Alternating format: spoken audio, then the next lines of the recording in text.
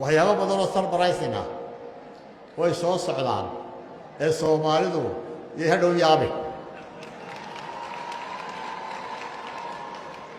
Somaliland Soomaali ma nacba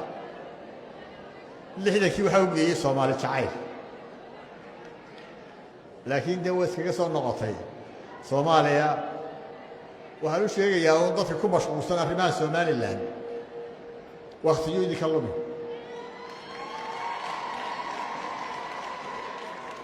hawlihiina qabsada Somaliland idinkeedu kuma mashquulsana waxay ku mashquulsan tahay hawlaheedana way wadanaysaa hawlaheedana ma joojin kartaan kuwiina ka adkaada